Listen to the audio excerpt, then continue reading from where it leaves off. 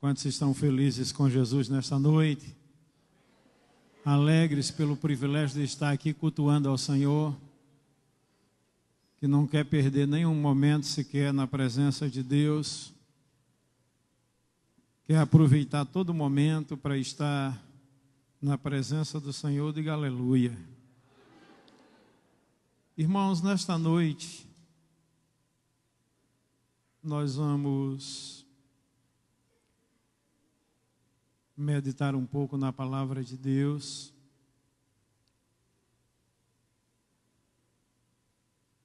Dentro de um assunto que eu quero fundamentar no Salmo de número 42. Nós vamos ler alguns versículos deste Salmo. Hoje, no culto de ceia, nós vamos tratar do tema da depressão. Porque esse é um tema atual, é um tema que está em evidência e é um problema que tem atingido milhões de pessoas no mundo inteiro. E eu quero ler com vocês o Salmo de número 42. Nós vamos ler a partir do primeiro versículo, depois vamos orar pedindo a bênção do Senhor para a ministração da sua palavra. Salmo de número 42. Quem encontrou pode dizer amém.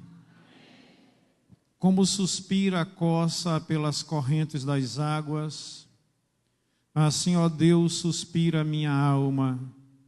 A minha alma tem sede de Deus. A minha alma tem sede do Deus vivo. Quando irei e me verei perante a face de Deus, as minhas lágrimas têm sido meu alimento dia e noite, enquanto me dizem continuamente: o teu Deus onde está? Lembro-me destas coisas e dentro de mim se me derrama a alma de como passava eu com a multidão de povo e os guiava em procissão à casa de Deus, entre gritos de alegria e louvor, multidão em festa. Mas minha alma, por que estás abatida? E por que te perturbas dentro de mim? Ó minha alma, espera em Deus, pois ainda o louvarei, a Ele meu auxílio e Deus meu. Mas eu sinto abatida dentro de mim a minha alma. Lembro-me, portanto, de ti nas terras do Jordão, no monte Hermon e no outeiro de Mizar. Um abismo chama outro abismo ao fragor das tuas catadupas.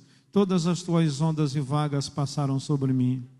Contudo, o Senhor, durante o dia, me concede a sua misericórdia, e à noite comigo está o seu cântico, uma oração ao Deus da minha vida. Digo a Deus, minha rocha, porque tu ouvidaste de mim, porque hei de andar eu lamentando, sob a opressão dos meus inimigos. Esmigalham-se meus ossos, quando os meus adversários me insultam, dizendo, o teu Deus onde está? Pergunto novamente, porque estás abatido a minha alma, e porque te perturbas dentro de mim? Espera em Deus, pois ainda o louvarei, a Ele é o meu auxílio e meu Deus, o Deus meu. Pai, eu quero pedir em nome de Jesus, que o Senhor esteja dirigindo as nossas vidas, para que possamos, ó Deus, ministrar a Tua palavra nesta noite, no poder do Teu Espírito Santo, e que a Tua igreja seja abençoada, que sejamos abençoados pela Tua palavra, e que de uma forma especial ela promova uma transformação em nossa vida, Senhor. Fala conosco, nós te pedimos em nome de Jesus, o Teu Filho amado, o nosso Salvador. Amém. Meus queridos irmãos,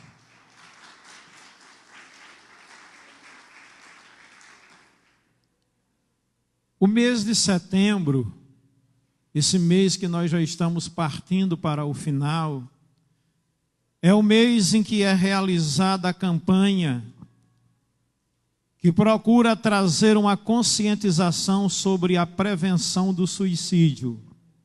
Na verdade, o dia 10 desse mês é considerado o Dia Mundial de Prevenção ao Suicídio.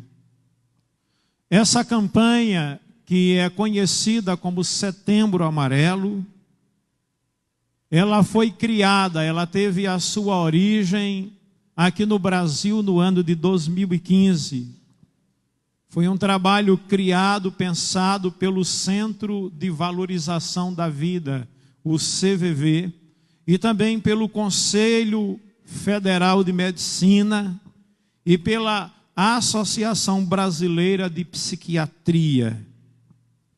E essa, meus queridos irmãos, é uma campanha de extrema importância, uma vez que o suicídio é um problema grave de saúde pública e que muitas vezes pode ser evitado. Nós estamos vendo histórias e casos de suicídio diariamente, inclusive no arraial do povo de Deus. E isso é uma coisa que nos preocupa por demais. De acordo, meus queridos irmãos, com a Organização Mundial de Saúde, a OMS, a depressão é uma doença gravíssima e ela atinge 10% da população do mundo inteiro. Então, meus queridos irmãos, a depressão é a principal causa de suicídio. Segundo os especialistas, e ainda segundo a Organização Mundial de Saúde, a cada 40 segundos, uma pessoa morre por suicídio em algum lugar do nosso planeta. Isso significa, meus queridos irmãos, que em um ano, mais de 800 mil pessoas perdem a sua vida dessa forma.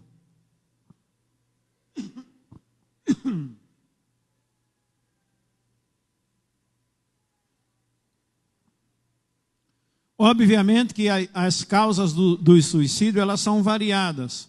Segundo o CVV, especialistas identificam transtornos mentais na maior parte das pessoas que se suicidam ou que tentam fazê-lo. Mas, dentre os principais transtornos observados, destacam-se a depressão na forma simples, a depressão na forma bipolar, a dependência química e a esquizofrenia.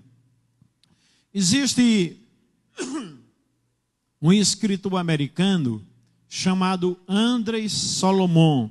Ele é jornalista americano, professor de psicologia na Universidade dos Estados Unidos e também uma vítima da depressão. Esse homem escreveu um livro intitulado O Demônio do Meio-Dia. É um livro bem volumoso e ele trata de uma forma profunda a temática da depressão. Para os irmãos terem uma ideia, o seu livro foi considerado um dos 100 livros mais importantes da década. E ele define a depressão dizendo que a depressão é como você engolir o seu próprio funeral 2 vezes por dia. E ele continua dizendo que é como você vestir um terno de madeira. É você se sentir trancado num quarto escuro, sem janela e sem luz. E aí depois ele continua fazendo umas afirmações no seu livro, dizendo que a depressão é a imperfeição do amor. Isso porque quando ela chega, ela destrói o indivíduo e ofusca a sua capacidade de dar e de receber afeto. Ela é a solidão dentro de nós, que se torna manifesta e destrói não apenas a conexão com outros, mas também a capacidade de estar em paz consigo mesmo. É uma definição muito forte sobre esse problema de saúde que tem afetado milhões de pessoas. Agora, existe dentro dessa temática algumas coisas que eu gostaria de sucintamente, porque um tema como esse é um tema profundo, abrangente, que exigiria um tempo bem significativo para que a gente pudesse trabalhar o assunto. Mas eu gostaria de sucintamente fazer algumas considerações, tratar sobre algumas questões. E a primeira consideração que eu gostaria de tratar sobre esse tema é acerca da visão errada sobre a depressão. E eu gostaria de tratar dessa visão equivocada, errada a respeito da depressão, obviamente no contexto cristão, no contexto evangélico cristão. A primeira visão equivocada é aquela que afirma que a depressão, na verdade, é um demônio. E essa afirmação, ou esta visão, é defendida por um escritor norte-americano que já faleceu, chamado T.L. Osborne. T.L. Osborne foi um escritor que influenciou os evangélicos no mundo inteiro, através de suas campanhas de cura, de libertação, acerca da sua visão sobre a necessidade da gente ter um pensamento positivo acerca da vida. E tem muitos assuntos interessantíssimos defendidos e apresentados por T.L. Osborne. Mas a gente sabe que o único livro que não pode ser questionado, que deve ser absorvido e obedecido é a Bíblia e a palavra de Deus. Ela é realmente a inerrante palavra de Deus.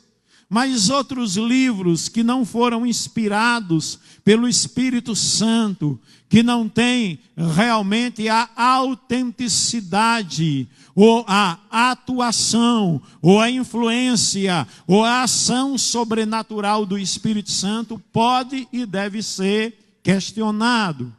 Mas essa visão defendida por T.L. Osborne, ela é seguida de uma forma muito presente na vida dos neopentecostais.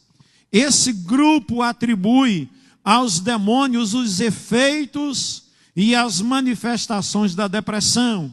Agora veja bem, que isso é um grande equívoco. Por que é que eu afirmo que isso é um grande equívoco? Porque ao invés de você ajudar uma pessoa em depressão, ao dizer para ela que ela tem um demônio, você vai prejudicar ainda mais a vida da pessoa que está sofrendo com esta situação. Às vezes eu fico assim impressionado, porque muita gente não tem a compreensão de que nós habitamos num corpo caído, num corpo que, de acordo com a Bíblia, ele vai se degenerando, ele vai envelhecendo. Essa habitação, esse tabernáculo que é o nosso corpo, ele vai envelhecendo mesmo e a gente morre. E pelo fato da gente habitar num planeta que ainda geme aguardando a redenção, nós não estamos livres das intempéries e das dificuldades da vida. Por exemplo, não é porque você é um crente que um mosquito transmissor da dengue vai passar por cima de você e vai picar alguém que não é evangélico, preservando você. Se você for picado por um mosquito que está contaminado, você vai realmente contrair dengue, chikungunya, zika vírus e tantas outras coisas. Se você não prevenir aí o teu filho, a tua criancinha, dando a vacina contra o sarampo, ele corre o risco, inclusive, de contrair o sarampo. A gente tem que ter esse tipo de consciência.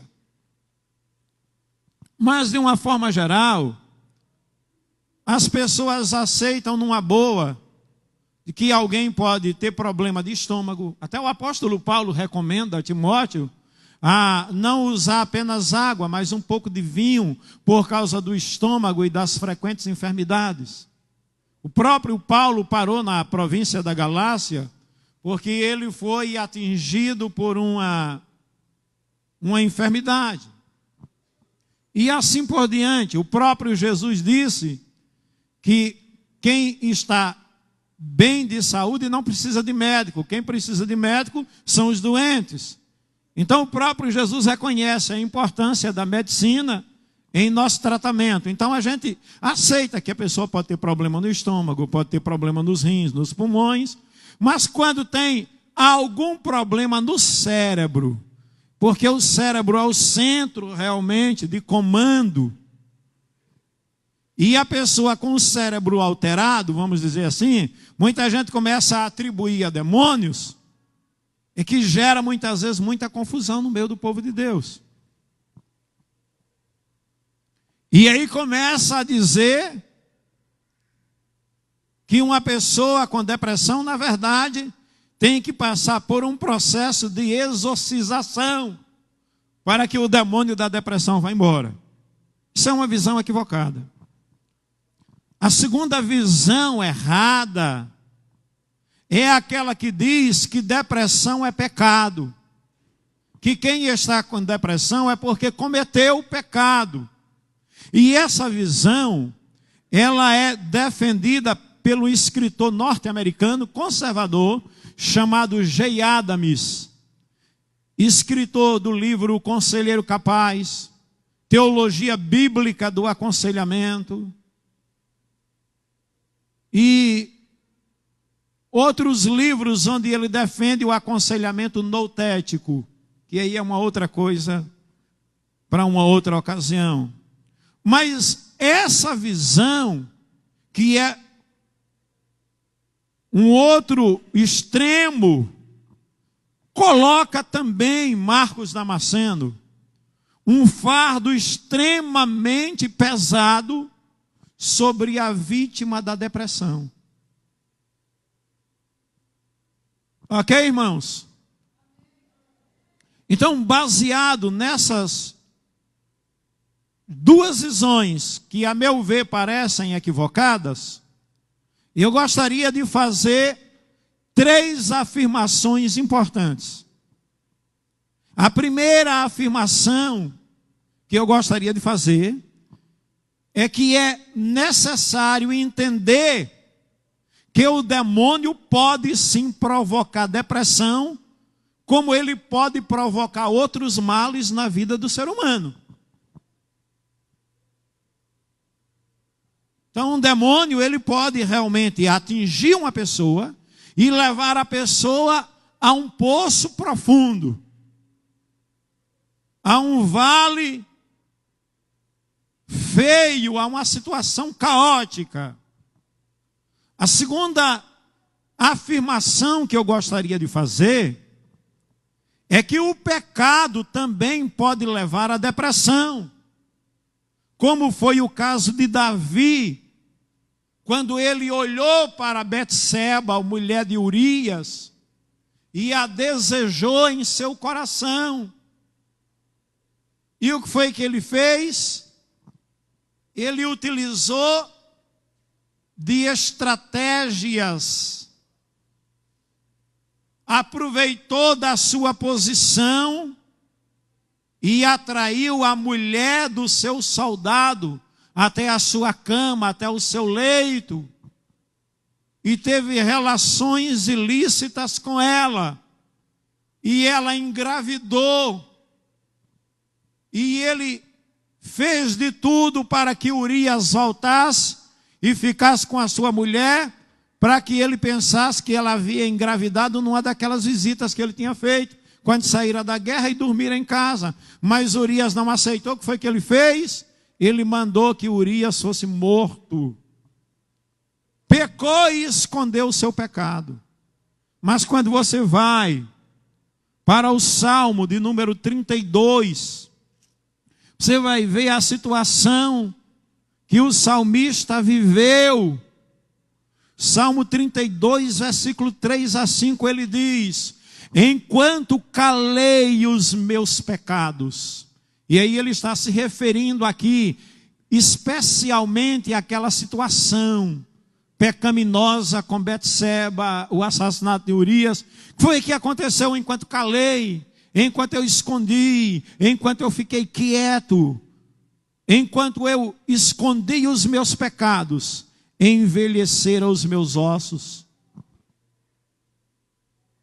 Alguns estudiosos vão dizer que o envelhecimento dos ossos aí mostra que os ossos dele se fragilizaram e ele desenvolveu aquela doença óssea chamada osteoporose.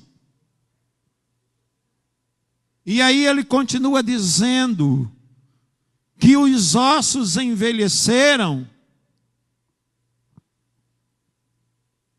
porque a mão do Senhor pesava dia e noite sobre mim.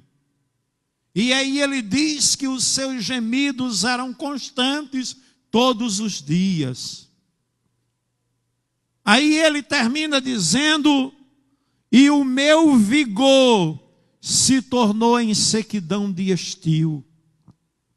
A minha força desapareceu. A minha alegria se foi. E eu estava vivendo realmente uma sequidão total, uma estiagem total em minha vida. Era um buraco negro, uma visão terrível, tenebrosa, que tinha tomado conta de todo o meu ser. Aí o versículo 5 ele diz: confessei-te o meu pecado, e a minha iniquidade não mais ocultei. E disse: confessarei ao Senhor as minhas transgressões, e tu perdoastes a iniquidade do meu pecado. Glória a Deus.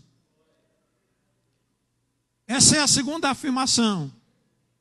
A terceira afirmação que eu quero fazer, e quero que fique bem clara para os irmãos, é que é possível, perfeitamente possível, que uma pessoa genuinamente cristã e cheia do Espírito Santo sofra com depressão do mesmo jeito que pode sofrer do estômago, dos rins, dos pulmões, do coração.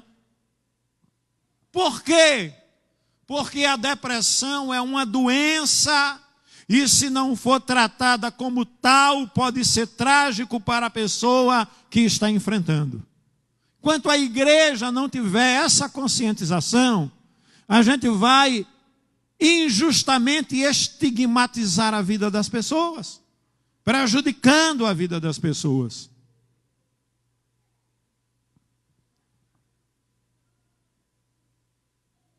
Segunda coisa que eu quero considerar nesta noite sobre esse tema é o que a Bíblia fala, ou o que a Bíblia diz acerca da depressão. Então, meus queridos, há um escritor cristão chamado Gary Collis. Ele escreveu um livro sobre aconselhamento cristão. E nesse livro ele diz que a depressão é um termo clínico que não é discutido na Bíblia, muito embora pareça ter sido um problema comum. A palavra propriamente dita não aparece, mas o Salmo 69, 88, 102, 42, por exemplo, são canções que falam de desespero, mas num contexto de esperança. E neste Salmo 42, o salmo que nós temos lido nesta noite, Davi expressa tanto a depressão quanto o regozijo ao escrever. Porque estás abatido, ó minha alma, e porque te perturbas dentro de mim? Espera em Deus, ó minha alma, pois ainda o louvarei, a Ele meu auxílio e Deus meu. Glória a Deus. Agora, em outros trechos da Bíblia, parece que Jó, Moisés, Jonas, Pedro e toda a nação de Israel tiveram depressão. O profeta Jeremias, por exemplo, escreveu um livro inteiro de lamentações. Tanto é que o livro tem esse nome, Lamentações de Jeremias. Meus queridos, Elias, o grande profeta de Deus, usado por Deus para enfrentar Acabe, para enfrentar Jezabel e toda a idolatria que o povo dedicava a Baal, ele se aproxima do rei Acabe ousadamente, aparece em 1 Reis, capítulo 17, versículo 1, dizendo: então Elias do Tisbita de Gileade, aparece do nada. A Bíblia não se preocupa em falar quem eram os pais de Elias, a sua árvore genealógica, e nem se preocupa em detalhar qual a sua cidade. Só diz que ele era Tisbita de Gileade. E aí tem várias teorias. Alguns acham que Tisbi era uma cidade que ficava ali perto de Gileade, e assim por diante. Mas o que é certo é que ele era uma figura que aparece vestido de uma forma estranha, coloca o dedo na cara do rei Acabe, que tinha promovido com a sua mulher Jezabel, tinha difundido a idolatria e a adoração a Baal. Baal era considerado o deus da lavoura, o deus da agricultura, o deus da chuva. Baal, na verdade, era um deus que denota pluralidade. Então, existem várias manifestações de Baal. Os irmãos terem uma ideia, o povo acreditava que a chuva, na verdade, era o sêmen de Baal sendo jogado para fertilizar a terra. Era assim que o povo acreditava. E aí chega Elias e coloca o dedo na cara de Baal, na cara de Acabe, e diz: assim diz o Senhor, nem orvalho e nem chuva, segundo a minha palavra. E aí ele sai e vai se esconder de Acabe, né? Vai lá para o ribeiro de Querite. Ele enfrenta Acabe, Jezabel e todo o povo desviado de Israel. É alimentado por corvos que lhe traz durante a manhã e a tarde pão e carne. E ele bebe água do ribeiro. O ribeiro se seca, ele é sustentado por uma viúva na cidade de Sarepta. E estava Acabe doido atrás de Elias. Até que um dia Deus diz: volta e vai à presença de Acabe. E aí Elias foi lá. E Elias faz aquele desafio como a gente conhece. Manda reunir o povo lá no Monte Carmelo. E o Deus que responder por fogo, esse é Deus. E assim acontece toda aquela história. Os profetas de Baal clamam e nada acontece. E Elias ora ao Deus de Israel e cai fogo do céu. O povo se converte, reconhece que só o Senhor é Deus. Os profetas de Baal são mortos. Há uma grande vitória. Mas Jezabel diz: eu vou matar Elias. Aí Elias é dominado por uma depressão profunda, o que diz 1 Reis capítulo 19. Ele foge da presença de Jezabel, e a Bíblia diz que a depressão era tão grande na vida de Elias que ele orou pedindo a morte. E essa foi a oração que Deus não atendeu. Deus realmente não atendeu a Elias. Veja bem, esse homem viu o extraordinário poder de Deus em ação no Monte Carmelo, mas quando Jezabel ameaçou matá-lo, ele fugiu para o deserto e mergulhou num desânimo total. O anjo vem trazendo pão e carne e ele come, e o anjo, carne e água, ele diz: levanta, come e bebe, porque longe é a jornada. Mas a depressão era tão grande que ele levantou, comeu, bebeu, deitou e voltou a dormir. Ele teve que receber porção dobrada. O anjo trouxe de novo pão e água para que ele pudesse se levantar. Ele queria morrer e poderia ter feito isso se não fosse pelo tratamento que recebeu de um anjo enviado por Deus. Eu estou falando alguma coisa fora da Bíblia aqui, irmãos? Agora veja bem, Jesus também estava muito angustiado no Getsemane. Esse fato que é descrito de forma pungente no texto da Nova Tradição, na linguagem de hoje, diz que Jesus, aí ele começou a sentir uma grande tristeza e aflição e disse a eles, aos seus discípulos: a tristeza que estou sentindo é tão grande que é capaz de me matar. Mas tem uma outra tradução, Almeida Revista e Atualizada, se não me engano, que Jesus diz: a minha alma está profundamente triste até a morte. Agora, meus irmãos, esses exemplos que estão acompanhados de numerosas referências à dor da tristeza, nos dão uma amostra do realismo que caracteriza a Bíblia.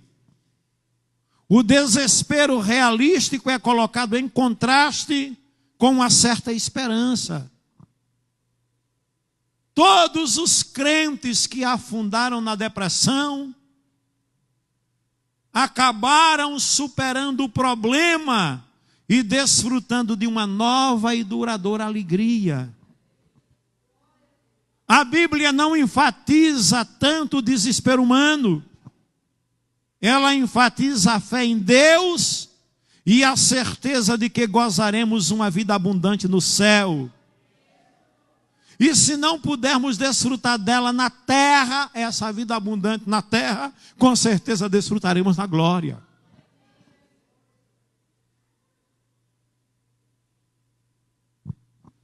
Meus queridos, o apóstolo Paulo,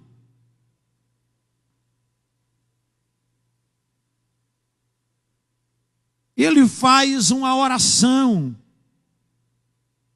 que manifesta uma esperança muito grande. Ele faz uma oração em favor dos romanos, que será um dia realidade na vida dos cristãos. Veja o que é que Paulo diz.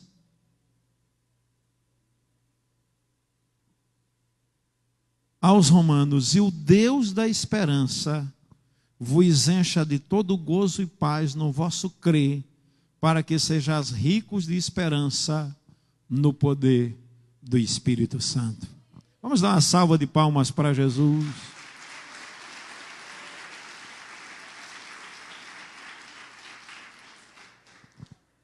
Agora existe uma terceira coisa que eu gostaria de considerar nesta noite, Marcos Damasceno e Henrique, irmãos aqui presentes.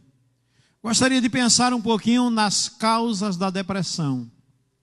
Obviamente que a gente não tem como abranger todo o assunto, repito. Mas eu gostaria de pensar em algumas causas e apresentar para os amados irmãos.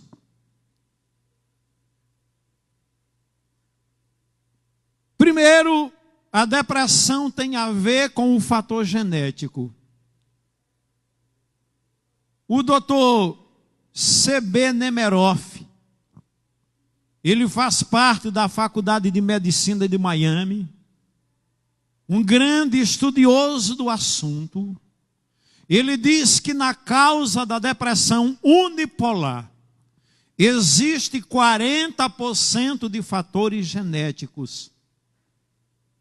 Mas, por exemplo, a falta de sono, o sono em excesso, má alimentação, a pessoa está desnutrida, efeito de entorpecentes, drogas, elementos químicos desequilibrados no organismo podem provocar a depressão. Segundo lugar, segunda causa, o ambiente familiar. Aquele ambiente familiar onde existe uma forte tendência à melancolia, a reclamações e a uma visão negativa da vida, pode provocar, pode desencadear depressão. Eu conheço uma família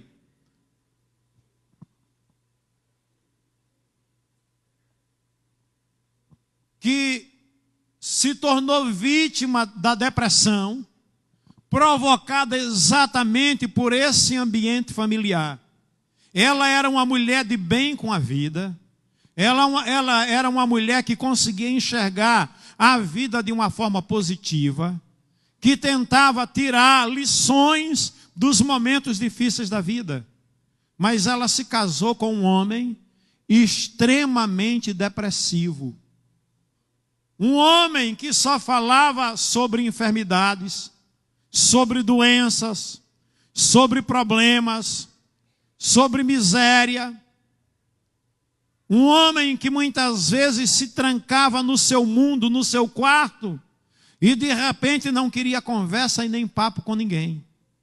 E com o tempo, aquele estado daquele homem foi atingindo a sua esposa. E a esposa muitas vezes amanhecia o dia e começava a chorar sem uma razão. Começou a ser dominada por uma tristeza profunda. E com o tempo, os filhos que foram nascendo, pelo menos 3 filhos, 4 filhos, todos se tornaram vítimas da depressão provocadas por aquele ambiente familiar. Que levou a família inteira a ser depressiva. Mas a terceira coisa que pode causar depressão são eventos estressantes na vida. Vou dar aqui alguns exemplos de eventos que podem ser estressantes, desencadeadores de depressão, obviamente. Por exemplo, a morte de um parente próximo. Quem é que não sente? Quem é que não sofre quando perde um ente querido? Quando perde um amigo bem-chegado? Porque nós não nos acostumamos com a morte. A morte é uma perda, na perspectiva humana, irreparável. A pessoa sofre. Agora, claro que cada pessoa pode reagir ao luto de uma forma diferente. Uma outra coisa que pode provocar eventos estressantes são agressões, abusos físicos, incesto, estupro, conflitos conjugais graves, separação e divórcio. Tudo isso são eventos estressantes na vida do ser humano. Uma mulher, por exemplo, que foi abusada. Pesquisas mostram que essas mulheres que sofreram abusos sexuais, ou sofreram algum tipo de violência, ou algum tipo de negligência na infância, elas apresentam na vida adulta, preste atenção, 10 vezes mais possibilidades de sofrer de depressão.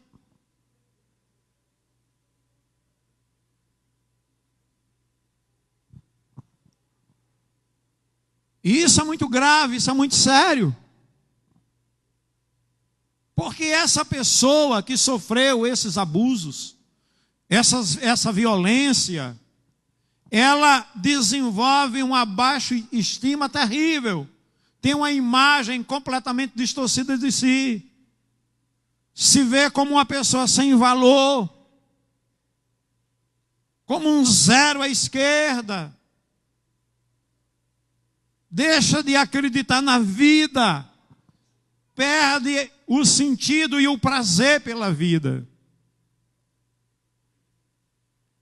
Agora existe um outro fator, uma outra causa da depressão, é o temperamento com tendência ao neuroticismo. Eu estava estudando essas questões, e aí eu digo, o que é de fato o neuroticismo? E aí, ouvindo uma palestra de um psiquiatra que faz parte de uma instituição religiosa, ele afirmava que o neuroticismo diz respeito a pessoas que vivem cultivando pensamentos pessimistas, negativos, que estão sempre de mau humor, preocupadas demais, pessoas queixosas. Então essas pessoas têm uma tendência a desenvolver a depressão. Isso é chamado de neuroticismo. E aí eu fiquei me lembrando como é triste viver numa casa com pessoas com esse tipo de comportamento. Aí Salomão vai nos dizer em Provérbios que é melhor você morar no deserto, morar no lugar inóspito do que dentro de casa com uma pessoa rixosa. Aí ele fala sobre a mulher rixosa, mas aí eu quero generalizar, né? Qualquer pessoa rixosa, é difícil demais conviver com ela, seja homem ou mulher. Pessoa que só sabe reclamar da vida, só sabe falar o tempo todo, criticar o tempo todo, não vê nada de bom. Pessoa que está sempre de mau humor, azeda, com limão na boca o tempo todo. Pessoa que vive preocupada demais, pessoa que vive se queixando de tudo. Não consegue enxergar nada de bom na vida. Só consegue ver a vida negra, cinzenta, nublada. Era essa a situação do salmista aqui no Salmo 42. Ele estava se vendo, se enxergando, se percebendo no deserto, na solidão, a vida estava negra, faltava tudo. E ainda bem que depois ele tem um insight, olha para uma cabra montesina, para uma corça que estava morrendo de sede, procurando um pouco de água para dessedentar-se. Ele diz, Senhor, eu me sinto em relação a Ti como essa corça. Assim como a corça suspira pelas águas, Senhor. E eu sei que os meus problemas só serão resolvidos se eu for dessedentado em Ti. Amém, gente?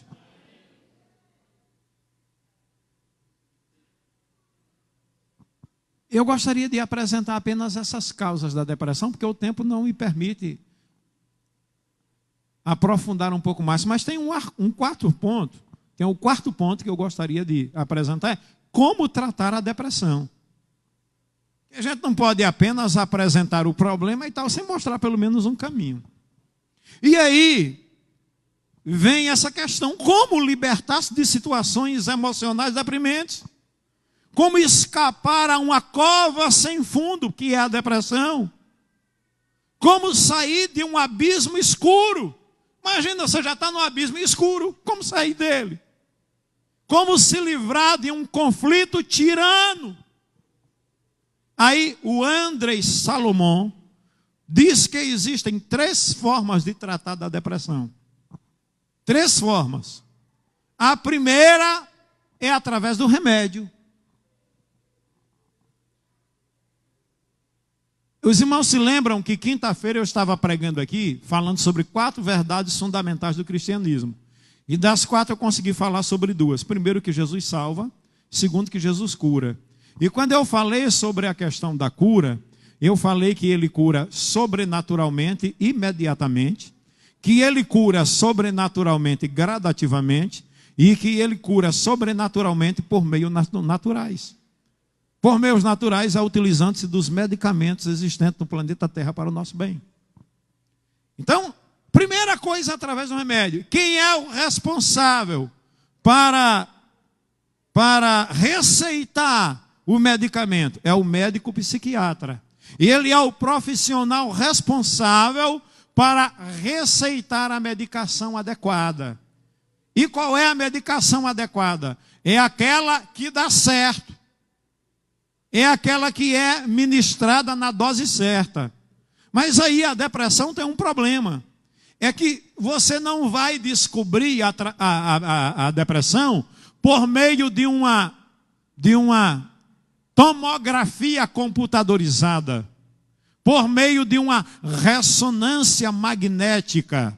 Você não vai descobrir a depressão através de um exame de sangue, através de um exame de urina, ou através de outros tipos de exames mais sofisticados que possam existir.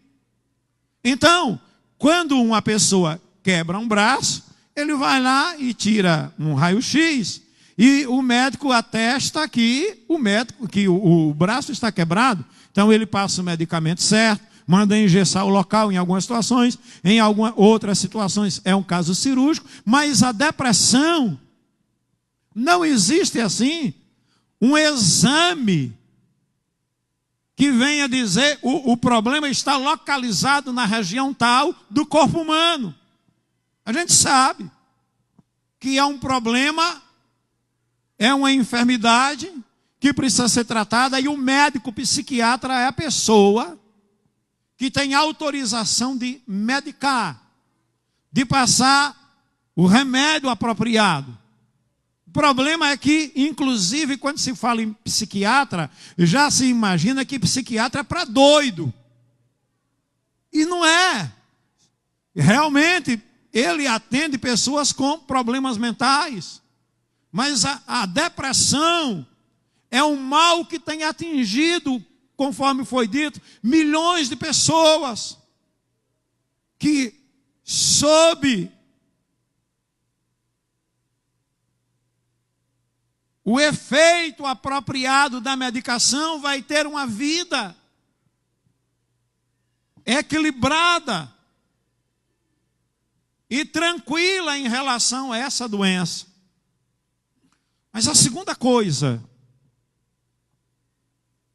para tratar a depressão é a terapia. Irmãos, o ser humano foi criado para relacionamentos saudáveis, para a construção de relacionamentos saudáveis. Nós não fomos criados para vivermos numa ilha, para vivermos isolados. Aliás, o grande drama da depressão é a busca pela solidão. E às vezes a família, desesperada, sem saber como lidar com a situação, diz: não, deixa ele quieto no canto dele, que ele vai se livrar do problema. Isso é um equívoco. Não se pode deixar uma pessoa deprimida sozinha. E a terapia não é necessariamente obrigatória que seja feita apenas por psicólogos, por profissionais da área, mas pode ser pelos pais, pelos amigos, conselheiros, pessoas que podem ajudar. Sabe por quê? Porque as pessoas querem e precisam ser ouvidas. Agora, você sabe, é que nesse processo terapêutico, o grande problema é a gente tentar minimizar a dor que a pessoa está sentindo, dizendo: não, você é especial para Deus, você era uma pessoa com tantas habilidades, Deus te chamou para ter sucesso, e começa a minimizar a dor da pessoa. Isso, ao invés de ajudar, a pessoa está tentando ajudar. A pessoa que está dizendo isso está tentando ajudar. Olha, existem outras pessoas que sofrem mais do que você.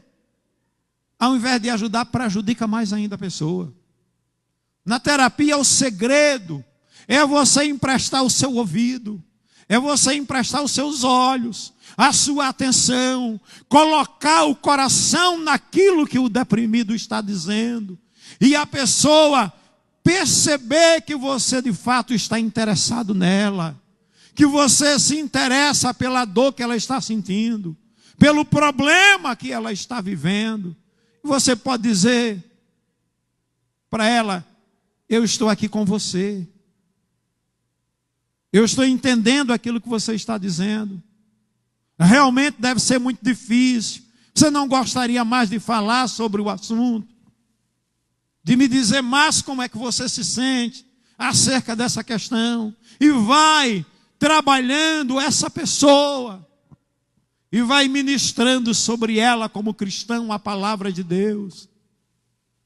Porque só ela tem recursos para curar todas as feridas de nossa alma. E por último, a última forma de tratar a depressão é a fé em Deus. O salmista diz no Salmo 142, versículo 7, tira a minha alma do cárcere e eu louvarei o teu nome. 142, versículo 7. Então, veja bem que a depressão na realidade é um cárcere. A depressão é uma prisão. A depressão realmente amarra as pessoas. Mas o salmista diz, tira a minha alma do cárcere, Senhor, para que eu dê graças ao teu nome. Os justos me rodearão quando me fizeres esse bem. Meus queridos irmãos, o Salmo 42, que é o salmo que nós temos lido, nos ensina algumas coisas interessantes sobre a nossa confiança em Deus, a nossa fé em Deus, como recurso para que a gente seja livre da depressão. Primeiro, a primeira coisa que o Salmo 42 nos ensina é que o que precisamos fazer é inquirir, é perguntar, é questionar a nossa alma quais são as razões dela estar abatida. O versículo 5 e 11, ele pergunta, por que estás abatido a minha alma? Qual a razão de você se sentir tão abatida, tão amargurada e perturbada dentro de mim? Então, a Bíblia nos diz que a gente deve inquirir, que a gente deve perguntar à nossa própria alma, quer dizer, por que eu estou assim? Qual a razão de eu estar me sentindo dessa maneira? Tem realmente algum significado? Onde isso vai me levar? Por que é que eu estou tão abatido? Segunda coisa que a gente deve fazer de acordo com os salmos, os irmãos estão acompanhando, amém? Precisamos afirmar para a nossa alma que o auxílio de Deus não falha. Olha o que é que diz aí o versículo 11 deste Salmo 42. Porque estás abatido a minha alma e porque te perturbas dentro de mim. Espera em Deus, ó minha alma, pois ainda o louvarei. A Ele o meu auxílio e meu Deus. Dê uma salva de palmas para esse Deus que não falha.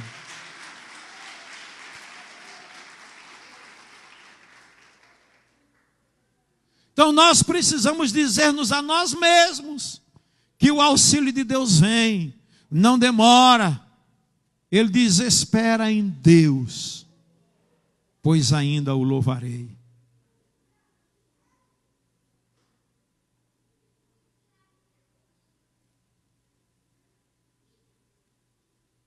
E a última coisa que eu gostaria de dizer nesse contexto, que é importante para a pessoa sair da depressão, crie o hábito, aprenda a desenvolver uma relação diária com Deus, através daquilo que nós chamamos de devocional.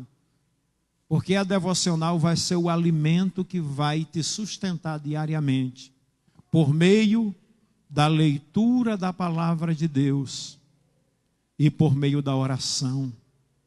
Aprenda a ouvir Deus através da sua palavra. Se você quiser ouvir Deus falar com você todos os dias, é só você, todos os dias, abrir essa palavra e ler, meditar, contemplar aquilo que a palavra diz e aplicá-la à sua vida. O salmista diz, ó quanto amo a tua lei, a tua palavra, ela é a minha meditação todos os dias da minha vida. Escondi a tua palavra em meu coração, para eu não pecar contra ti. Você, meu amigo que está me escutando aqui em Fortaleza, na região Nordeste, no Brasil inteiro e em várias partes do mundo, há resposta de Deus para a depressão. Existem recursos em Deus para curar todos os nossos traumas e o drama da depressão em nossa vida. Aprenda a se lançar nos braços de Deus, a confiar nele, a depender dele, a ouvir a sua voz. Deus diz para Josué dizendo: não se aparte da sua boca o livro desta lei, antes medita nele dia e noite, para que tenhas o cuidado de fazer conforme tudo quanto nele está escrito. Então farás prosperar o teu caminho. O seu caminho não será de regresso, de fundo do poço, mas de prosperidade. E prudentemente te conduzirás. Aleluia. A Bíblia compara a pessoa que tem o prazer na lei do Senhor como a árvore plantada junto a ribeiros de águas. Não é como a árvore que está no deserto seca, cujas folhas já foram levadas pelo vento, que não tem vida, a raiz já murchou e secou, mas como a árvore plantada junto a ribeiros de água, que dá o seu fruto na estação apropriada, e as suas folhas não murcham, e tudo quanto fizer será bem sucedido. Então, ouça diariamente a voz de Deus, lendo a palavra, meditando na palavra e aplicando a palavra em sua vida. A segunda coisa que você precisa fazer ainda é orar a Deus. Porque se você leu a palavra e ouviu Deus falando com você, você vai ter que orar a Deus. E a oração, na verdade, vai ser a sua resposta a Deus a respeito do assunto que Ele falou com você. Às vezes Deus está requerendo alguma coisa de você. Às vezes Deus está querendo uma mudança de rumo em tua vida. Às vezes Deus traz uma palavra de exortação, uma palavra de consolo para você. E ao ouvir a palavra de Deus, essa palavra vai trazer refrigério ao teu coração.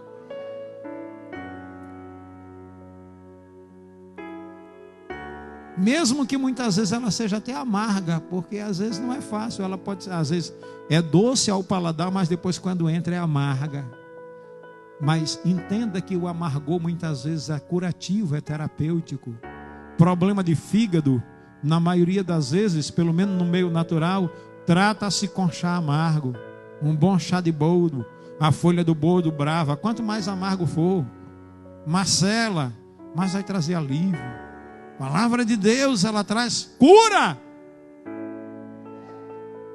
Então, Deus pode falar requerendo, mostrando o caminho, lançando luz, dizendo: esse é o caminho, andai nele. Aí você vai orar. Vai orar de acordo com aquilo que Deus falou com você. Senhor, a tua palavra falou comigo, e eu entendi, Senhor, esse princípio, e eu estou disposto a cumprir a tua palavra. E eu quero te aconselhar nesta noite a escrever as suas orações, a escrever aquelas orações que são respostas suas às perguntas que Deus te faz, ou às orientações que Ele te dá, aos comandos que você recebe, aos caminhos que você deve trilhar. Tendo as tuas orações escritas, depois você vai lê-las, você vai relê-las, e elas vão sendo bálsamo curador para a tua alma.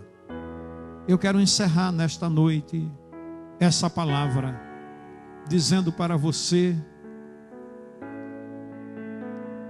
que realmente a depressão tem sido um fator desencadeante de muitos problemas e de muitos males, inclusive ao suicídio.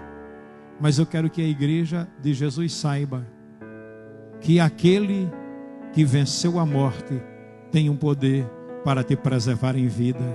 Aquele que se manifestou como sendo o caminho, a verdade e a vida, é aquele que pode te conduzir em segurança e te levar à glória celestial.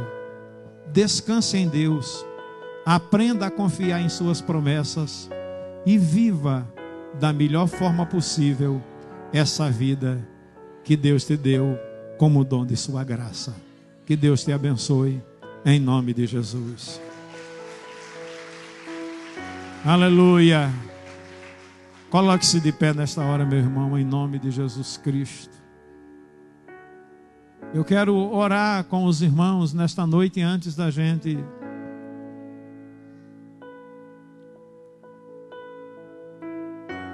consagrar os elementos. Eu quero fazer uma oração.